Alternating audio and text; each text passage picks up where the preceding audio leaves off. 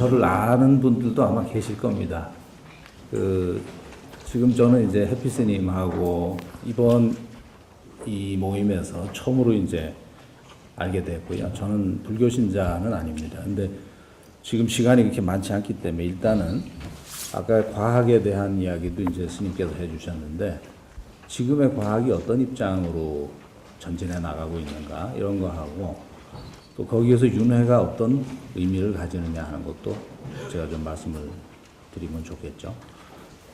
과학이라고 하면 우리는 그냥 물질적이고 분석이 되고 전부 측정이 되는 것만을 다루는 유물론적인 세계라고 생각하는데 이 과학이 지난 한 100년 사이에 굉장히 많이 탈바꿈을 하고 있습니다.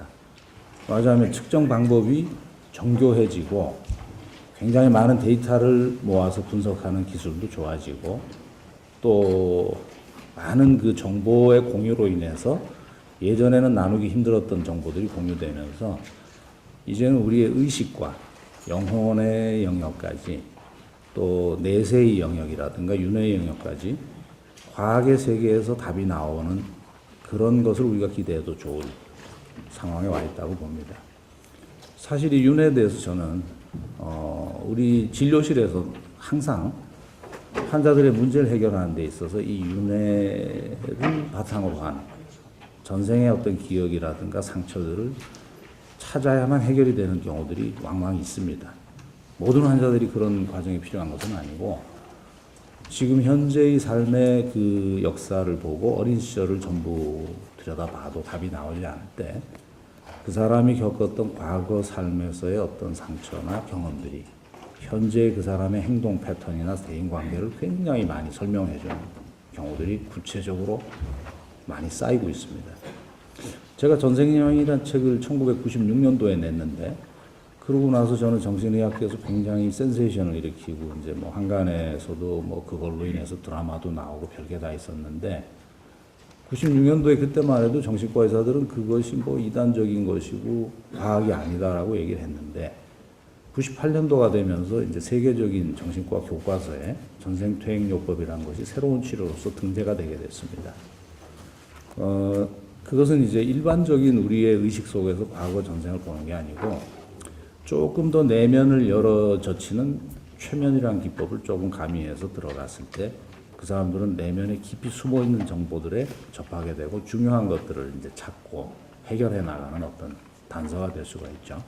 그래서 전생퇴행요법이라는 것은 이미 의학적인 하나의 치료 기법의 수기로서 등록이 되어 있고 저는 그 이후에 20년 동안 계속해서 그런 방면의 연구를 하고 또 그것을 포함하는 이 인간의 의식과 뇌의 관계를 연구하는 이 새로운 과학의 데이터들을 계속 추구하고 있습니다. 그래서 결국 많이들 얘기하는 양자역학에 대한 것들을 우리가 연구를 많이 하게 되는데 양자역학의 그 핵심은 결국은 의식이 물질계를 지배하고 내가 가지는 의도와 의식이 현실을 만들어 나간다라는 그런 핵심적인 내용을 담고 있고 사실 치료를 하면서 그런 부분을 깨닫게 하고 자기의 번민과 문제들을 해결해 나가는 과정이 어떻게 보면은 고멸의 과정과 거의 흡사하다라고도 말할 수 있습니다.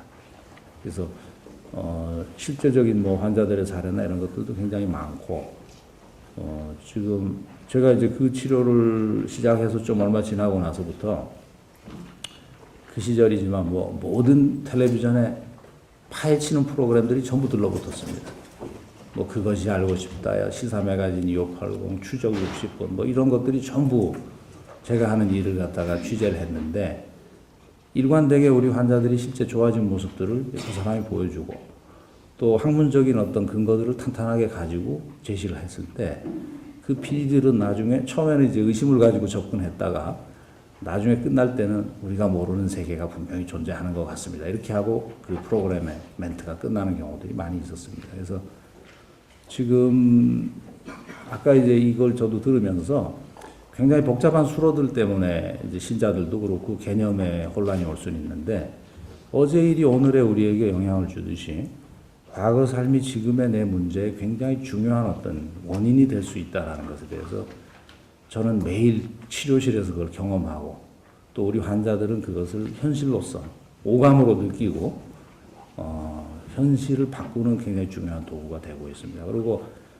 지금 이제 아까 그 얘기에서 단견이라고 하는 것이 뇌에서 의식이 생긴다고 하는 그 유물론적인 이제 과학자들은 그런 이야기를 많이 하고 있는데 사실상 요즘 나오는 데이터들을 보면은 뇌가 없이도 의식은 존재하고 또 임사체험이라든가 그 사후 세계의 경험을 이야기하는 사례들도 굉장히 많이 모이고 있기 때문에 이 부분은 앞으로의 과학이 풀어야 할 영역이고 또 굉장히 흥미로운 하나의 과학의 그 첨단 프론티어라고 말할 수 있습니다. 저는 지금 이 부분을 굉장히 연구를 많이 하고 또 불교에서 말하는 그 윤회의 형식과 제가 직접 치료해서 보고 있는 형식에서 비슷한 점도 있고 좀 다른 점도 있고 그런데 경전이라는 것 자체가 시대가 변하고 과학 지식이 축적이 되면 또 해석도 조금씩은 달라지고 또 그 어떤 시대상도 반영이 돼서 설법이 이루어진 것이기 때문에 앞으로 경전에 대한 해석이나 이런 것도 이 새로운 과학의 지식들이 많이 보태지게 되면은 더 깊어지고 더 이해하기 쉬운 쪽으로 가지 않겠느냐 저는 그런 생각을 합니다. 시간이 더 있나요?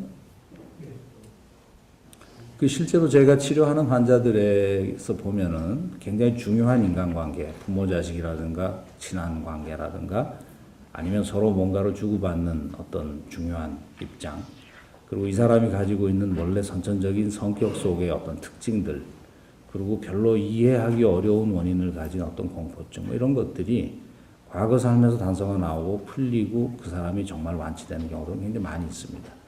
이걸 갖다 픽션이라고 얘기를 할 수는 없는 것이고 지금 정신의학계에서의 이런 최면 치료의 대가들이 가지는 정의는 왜 이런 패스트 라이프라는 것에 대해서 인정을 하게 되느냐 하면 이게 우리 전생의 기억인지 아닌지 우리가 증명할 길은 없는데 그것이 임상적으로 유용하고 환자를 도와준다면 쓰지 못할 이유가 없다. 왜? 의학은 응용학문이고 실용학문이기 때문에.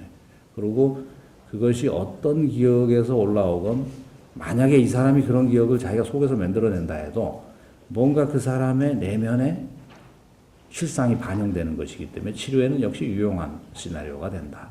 이런 이야기들이 이제 정당성을 주는 것이죠. 그래서 저는 지금 이 예를 들어서 윤회라는 것과 뭐 그 요즘 많이 보는 그 빙의 현상, 그 다음에 텔레파시라든가 정신적인 것으로 인해서 생기는 신체적인 질환과 증상들, 요즘에 그 일반적인 치료 방법으로 낫지 않는 심신의 여러 문제들이 이런 우리가 보지 못하고 느끼지 못하는 영역에 원인들이 있는 경우를 많이 찾아냅니다. 그리고 또 해결할 수 있는 방법들을 찾고 또 환자로 하여금 교육을 시켜서 그런 부분을 새롭게 이해하고 자기 삶에 응용할 수 있도록 도움을 주는 제가 하는 진료는 주로 그런 것을 하는 겁니다. 그래서 아마 이 윤회의 어떤 실증적인 현실적인 그 체험을 제가 많이 하고 있기 때문에 아까 이야기한 것들이 이제 관념적인 거라면 제가 이따 질문도 좀 받고 한다면 좀 더 구체적인 이야기들을 할 수 있을 것 같습니다. 여기까지 일단 말씀드리겠습니다. 제가 이 자리에 쓴 것은 달리 불교에 대한 심오한 지식이나 그래서 이 자리에 쓴 것은 아닙니다. 그런데 제가 이 자리에 쓴 기본적인 이유가 있습니다. 그 해비법당의 전체 법우 회장이 이 자리를 떠나가지고 제가자들 입장에서는 불교를 어떻게 볼 것인가에 대해서 궁금증도 있고 여기 스님들이나 우리나라에서 제명하신 법사님들도 계시지만 그분들과는 상관없고 나머지 분들 우리 제가자들을 위해서 어떤 불교에는 과연 어떤 의문점이 있는가에 대해서 한번 제기를 해보고자 이 자리에 섰습니다. 우리 부처님 그리고 참 요즘에 우리나라 현실이 불교가 소위 말해서 스타 스님들 방송에서 많이 나오고 그다음 그 영향력도 큰 분들이 많은 제가자들이 동영상을 통해서도 질문을 하고 하는데 윤회란 과연 있습니까?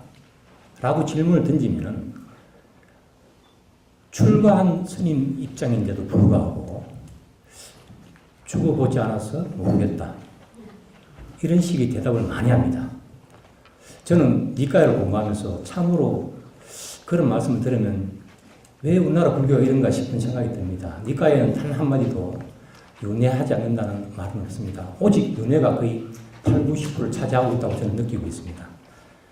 그렇게 출가자임에도 불구하고 그런 대답을 명확한 윤회 합니까에 대한 명확한 답을 하지 않는 이유가 저는 이렇게 봅니다. 그분들에게는 부처님의 법이 명확하게 드러나지 않기 때문에. 왜? 우리 마음속에 부처님은 그걸 경전에서 이렇게 말씀하십니다.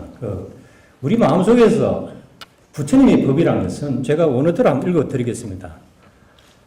스와카토 바가와토 담모, 부처님에 의해서 잘 쓰여진 담마는 산디띠고 스스로 법이 드러나는 겁니다. 보여지는 겁니다. 아깔리고 시간을 넘어선 것이고 에이빠시고 와서 보라고 할 수 있는 것. 그 다음에 오빠나 있고 열반으로 인도하는 것이고 빠짜땅 외디따 본 윤유희 현명한 자들에게만 알려지는 것이다. 그래서 부처님이 깨닫고 난 뒤에도 즉시 법을 설하지 못하고 망설였던 것이 이 심오한 법을 여러분들이 다 알 수 있을까 해서 아마 부처님도 망설였다고 그렇게 경전에 나와 있습니다. 그런데 여기 보면은 산디띠꼬입니다. 법은 스스로 보여지는 겁니다. 그리고 에이빠시고 와서 보라고 할 수 있는 겁니다. 그런데 스님들이 다 많은 제가자들이 윤회합니까에 대해서 답을 못하는 이유가 그들에게 이런 법이 드러나지 않는다는 겁니다. 드러나지 않기 때문에 내가 죽어보지 않아서 모르겠다라는 대답이 나오는 거 아닌가라는 생각이 듭니다. 그래서 저는 오늘 이 윤회의 진실에 대해서 제 순서 다음에 아마 자유토론 시간인 것 같은데 저는 그 자유토론을 이어주는 하나의 역할을 하고자 합니다. 과연 윤회조차도 탐진치는 우리 마음속에 일어났다 하면 우리가 만약에 어떤 화를 낼 동기가 생기면 화를 냅니다. 그런데 화를 내는 순간에 내가 화났다고는 미처 느끼지 못합니다. 그러나 몇 초 뒤에는 내가 왜 화냈을까? 바로 되돌아서 내 마음을 알 수 있습니다. 그래서 부처님은 외도의 브라만이 부처님께 여쭙기를 부처님의 법은 어떤 면에서 스스로 보여지는 겁니까? 스스로 나타나는 겁니까? 아니, 부처님 대표적인 예로 탐진치는 스스로 마음에서 보여지는 것이다. 그러니까 누가 뭐라 해도 너 마음속에 탐심이 생기면 너가 알 수 있는 것이고 성념도 마찬가지고 어리석음도 마찬가지다. 그런데 윤회라는 것은 우리가 죽어보지 않아서 모르겠다 이렇게 대답하는 자체가 탐진치가 우리 마음속에서 일어나는 것을 즉시 아니면 뒤이어서 알 수 있듯이 윤회에 대해서 그런 면이 안 보이기 때문에 아마 그런 말씀을 하는 거 아닌가 싶습니다. 그래서 오늘 제가 하나의 주제로서 던지고 싶고 던지면서 내려가고 싶은 것은 과연 오늘 주제 발표자가 해비스님이시니까 해비스님한테 이제 질문을 던지는 겁니다. 과연 이 윤회라는 것도 우리가 탐진치가 우리 마음속에 일어나면 바로 알 수 있듯이 아니면 그 뒤에 알 수 있듯이 아무리 어리석은 사람도 다음날은 후회합니다. 알 수 있듯이 정말로 윤회라는 것도 우리 지금 이 순간에서 보여지는 것인지 그것이 어떤 뭐 시비연기적으로 아니면 무한한 것과 관련해서 어떤 그 조건하에서 우리가 볼 수 있는 것인지 만약에 그걸 우리가 납득이 된다면은 모든 사람들이 탐심이 일어나고 진심이 일어나고 치심이 일어나는 건 우리가 알듯이 윤회라는 이 현상도 지금 이 순간에 존재하고 있는 거구나. 그러면 우리가 그것이 이해가 된다면 충분히 불교 신자가 아니라 하더라도 다 받아들일 수 있는 것이 아닌가 싶어서 저는 곧 의문을 던지고 이 자리에서 물러가도록 하겠습니다. 그 전생 체험, 일종의 치매를 비슷하게 해서 전생 체험을 통해서 환자를 치료한다 그랬는데 그것이 우리가 꾸는 꿈, 무의식 중에 들어있던 것이 나타난 것하고 틀린 완전한 전생이라는 것을 어떻게 확인하고 증명할 수 있을지 하는 의문이 들었고요. 둘째, 그 뇌가 없어도 의식이 존재한다 하는 뭐 그런 과학적 그 얘기도 나온다 그랬는데 그 얘기하고 물질이 없어도 그런 의식이 존재하는가 이렇게 질문을 받고 보면은 어떻게 되는가 하는 말씀을 좀 여쭤보고 싶고 그다음에 세 번째 이거는 아마 스님께 여쭤보는 질문이 될 것 같은데 이렇게 전생 체험이 이제 과학에서 막 나타나고 과학적으로 이제 증명이 된다, 얘기가 된다 하고 할 때 그렇다면은 전생의 나와 현생의 나가 있는데 불교적으로는 교리적으로는 그 전해지는 것은 유전하는 것은 업식뿐이다 했는데 전생이 나와 현생이 나가 동일한 하나의 나로서 인식이 된다고 하면은 이거 모순이 아닌가? 그 불변의 자아를 인정하는 거기 때문에 모순이 아닌가 이런 의문이 들었습니다. 이 세 가지에 대해서 간단히 질문드립니다. 우선 그 전생 기억이 사실이다 아니다라는 것에 대해서 누가 증명할 수 있는 사람이 있지는 않지만 그 전생 기억들을 따라서 데이터를 찾아보니까 그것이 정말 그렇게 되어 있더라 하는 것들은 굉장히 많이 있습니다. 심지어는 최근에 나온 어떤 케이스는 그 이스라엘 쪽에 있는 어린아이가 한 6살 된 어린아이가 자기가 연마을에 살았는데 30몇 살에 그 이웃의 누군가가 자기를 죽여서 암매장을 했다. 그러면서 그리로 가족들을 끌고 가서 자기 시체가 묻혀있는 자리를 파내고 흉기를 찾아내고 그것으로 인해서 그 범인이 자백을 하고 기소돼서 감옥에 들어간 케이스까지 있습니다. 그리고 이제 전생생에 대해서 이런 보고들이 1960년대 말부터 미국에서 자발적으로 전생생이 되는 환자들의 케이스가 보고가 됐는데 처음에 그 심리학회에서는 호수를 쳤죠. 미국이라는 나라가 기독교 베이스의 그 믿음을 가진 나라인데 그게 받아들여지지 않죠. 그래서 이런 것들을 처음에 보고한 사람들이 처음에는 상당히 핍박을 받았습니다. 그런데 세월이 가면서 이런 케이스가 자꾸 많아지고 그리고 환자들이 실제로 낫는단 말이에요. 그리고 어떤 특별한 부작용을 보이지 않고 그렇게 되기 때문에 거기에 대해서 반대하는 사람들은 가짜 기억이다 아니면 어디서 책에서 읽은 거를 떠올리는 것이다 뭐 이런 식으로 이제 많이 얘기를 했죠. 그래서 거기에 대해서 총 그 결론을 내려준 책이 기억과 최면이라는 그 최면 치료의 대가들이 여러 명이 이제 이런 문제를 해결하기 위해서 쓴 책이 있습니다. 근데 거기에 나오는 얘기가 전생청력법 환자에게 도움이 된다면 쓸 수 있고 이것이 정말 기억이다 아니다 하는 것을 대해서 증명할 수 없는데 이 사람에게 이것이 도움이 된다면 정말 기억일 가능성이 있는 것이다. 말하자면 내가 옛날에 어떤 상처를 겪지 않았는데 엉뚱한 스토리를 만들어서 너 옛날에 이런 상처를 겪었으니까 이런 증상이 생겼다라고 한번 해보자 했을 때 환자는 낫지 않거든요. 하지만 전생에 독충에 물려서 굉장히 몸이 붓고 일주일 동안 열이 나다가 죽은 사람이 그 기억을 끄집어내고 나서 그 벌레들에 대한 포비아가 완전히 사라진 사람이 있습니다. 이런 식으로 낫는 환자들이 많이 있기 때문에 그 사람에게 이것은 충분히 진실이고 그 문제를 해결할 수 있는 어떤 충분한 힘을 가지고 있는 것이죠. 그렇기 때문에 우리가 만약에 찾아보면 기록으로서 아니면 사실 확인으로서 알 수 있는 부분들에 대한 그 전생 기억도 많이 있고 또 그것이 이번 삶에서 신체적인 특징으로 나오는 것을 전부 모아가지고 사진과 함께 2권의 책을 내놓은 정신과 의사도 있습니다. 그리고 제가 이제 치료를 하면서 느끼는 것은 전생의 나와 지금의 나를 그냥 자아로서 똑같은 하나의 변치 않는 나의 하나의 아이덴티티로만 생각하지 말고 그게 시기 쌓여가면서 경험이 쌓여가면서 그것이 또 다음 몸을 얻어서 흘러간다라고 보면은 그 시기라는 것은 존재의 어떤 근원의 에너지이자 본질이라고 본다면은 과거에 겪었던 것의 데이터를 지금 필요할 때 아니면 지금에 연결해서 이렇게 끄집어내는 것이 불교의 그런 연기설과 크게 다른 것도 없다. 굳이 부딪힌다고 할 것도 없다고 저는 보는 것이죠. 그러니까 예전에 또 이런 것도 있습니다. 뭐 옛날에 내가 몇백 년 전에 어떤 사제를 했는데 뭐 내가 파란색의 그 사제복을 입고 어쩌고 했는데 기록에는 보면 그 사제들은 전부 까만 옷을 입었다고 되어 있거든요. 그러니까 사람들은 아이고 엉터리 기억이다 이렇게 얘기를 하는데 나중에 어떤 문헌을 보니까 정말 파란 옷을 입은 사제들도 있었던 거예요. 이런 식으로 드러나는 것도 많이 있고 또 하나 우리가 최면에서 기억을 끄집어낼 때 우리가 알아야 될 것은 그 사람의 정말 기억과 또 소설에서 읽은 것과 영화에서 본 것과 이런 스토리들이 전부 믹스가 됩니다.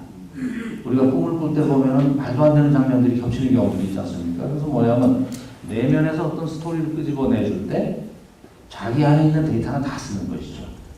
근데 여기서 한 가지 중요한 건 뭐냐면 내가 빨간 모자를 썼다 파란 옷을 입었다 이거 중요한 게 아니고 임상으로서 깊이 있는 문제를 다루는 최면 치료자가 봐야 될 것이 뭐냐면 그 기억 속에 이 사람의 정서와 상태, 말하자면 마음의 태도가 어떠냐.